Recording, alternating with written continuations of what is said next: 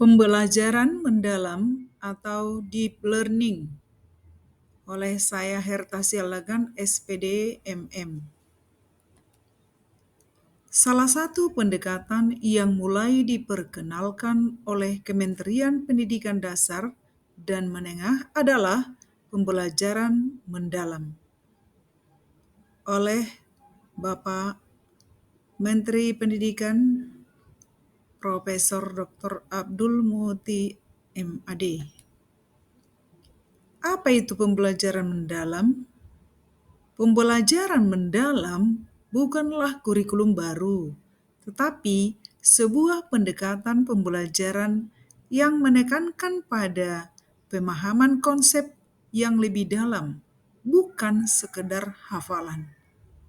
Melalui pembelajaran mendalam, siswa didorong untuk berpikir kritis, menghubungkan berbagai disiplin ilmu, dan menerapkan pengetahuan dalam kehidupan sehari-hari. Dengan begitu, siswa tidak hanya tahu apa, tetapi juga mengapa dan bagaimana suatu konsep diterapkan. Definisi pembelajaran mendalam. Pembelajaran mendalam merupakan pendekatan yang memuliakan dengan menekankan pada penciptaan suasana belajar dan proses pembelajaran berkesadaran atau mindful, bermakna atau meaningful, dan menggembirakan atau joyful melalui olah pikir atau intelektual, olah hati atau etika, olah rasa atau estetika, dan olahraga atau kinestetik secara holistik dan terpadu. Prinsip pembelajaran ada 3, yaitu yang pertama, berkesadaran. Artinya, siswa diajak untuk benar-benar hadir dalam proses belajar, memahami apa yang mereka pelajari, dan menyadari manfaatnya. Yang kedua, bermakna. Artinya, materi pembelajaran dikaitkan dengan kehidupan nyata, sehingga siswa dapat lebih mudah memahami dan mengingatnya. Yang ketiga, menggembirakan. Artinya, pembelajaran dibuat lebih menarik dengan berbagai metode interaktif seperti diskusi, proyek kolaborasi, dan pemanfaatan teknologi. Prinsip pembelajaran yang berkesadaran seperti terlihat pada gambar, mereka itu hadir penuh, terlibat aktif, sadar bahwa ilmu itu penting untuk mereka. Bermakna, di sini relevan dengan kontekstual atau dalam kehidupan mereka sehari-hari. Lalu, kapan mereka tahu kapan dimanfaatkan ilmu tersebut, dan mereka terlibat memecahkan masalah. Pada prinsip menggembirakan, mereka senang dan nyaman, memiliki antusiasme, dan memiliki tujuan. Tujuan yang diharapkan dari penerapan pembelajaran mendalam ini adalah mencapai 8 dimensi profil lulusan, yaitu yang pertama, keimanan dan ketakwaan terhadap Tuhan Yang Maha Esa. Yang kedua, kewargaan. Yang ketiga, bernalar kritis. Yang keempat, kreatif. Yang kelima, mandiri. Yang keenam, kolaborasi. Yang ketujuh, komunikasi. Kedelapan, kesehatan. Ada 6 strategi untuk menerapkan pembelajaran mendalam, yaitu yang pertama, menajamkan materi esensial dalam CP atau capaian pembelajaran. Mengkaji ulang materi yang paling penting dalam sebuah topik dan selanjutnya dikembangkan secara mendalam. Yang kedua, meningkatkan keterlibatan siswa dalam belajar.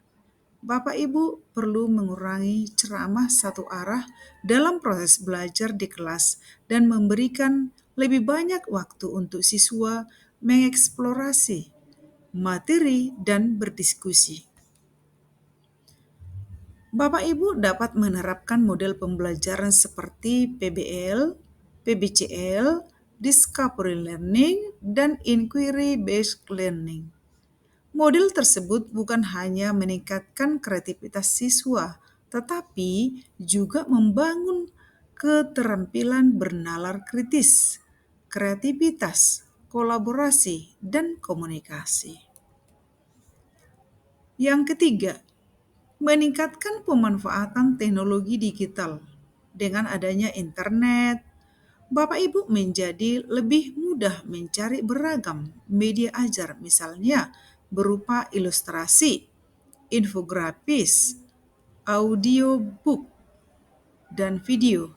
Selain itu, Bapak Ibu juga dapat membuat sendiri media ajar dengan memanfaatkan aplikasi grafis dan AI generator. Saat proses pembelajaran, Bapak Ibu dapat melakukan pembelajaran kolaboratif tanpa terbatas ruang dan waktu, yaitu dengan memanfaatkan aplikasi workspace, platform LMS, sampai media sosial. Teknologi juga dapat membantu Bapak Ibu untuk mengeksplorasi materi dengan pengalaman praktis, misalnya melalui aplikasi simulasi dan games. Yang keempat, melaksanakan asesmen autentik dan holistik. Fokus asesmen bukan hanya pada hasil belajar, melainkan juga proses belajar siswa. Asesmen formatif memberikan umpan balik selama proses pembelajaran. Sementara asesmen sumatif dilaksanakan untuk mengetahui capaian pembelajaran secara menyeluruh. Asesmen dapat menjadikan sarana refleksi bagi siswa maupun Bapak Ibu sebagai guru untuk mengembangkan pembelajaran. Bapak Ibu dapat menerapkan asesmen dengan beragam teknik dan instrumen, serta menambahkan soal-soal HOTS. Yang kelima, mendorong proses refleksi di kelas. Refleksi adalah proses saat siswa mengevaluasi dan memaknai proses serta hasil dari tindakan atau praktik nyata yang telah mereka lakukan. Dalam refleksi, siswa menerima umpan balik yang spesifik dan relevan dari guru, teman, atau pihak terkait. Bapak Ibu perlu menanamkan growth mindset atau pola pikir bertumbuh pada siswa dengan melakukan refleksi diri, yaitu mengeksplorasi kekuatan dan tantangan yang mereka alami, kemudian menyusun langkah-langkah untuk memperbaiki di masa depan. Yang keenam, membangun kolaborasi atau kerjasama dengan berbagai pihak.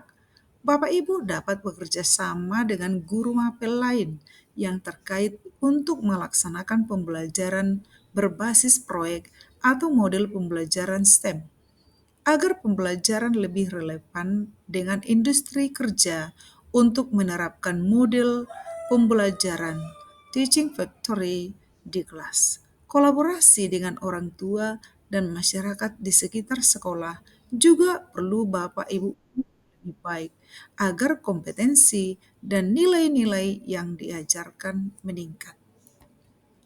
Sekian pembahasan tentang pembelajaran mendalam dan penerapannya dalam kurikulum Merdeka. Mari Bapak Ibu sama-sama mulai mengubah proses pembelajaran yang lebih menyenangkan, bermakna, menggembirakan, dan berdampak jangka panjang bagi siswa.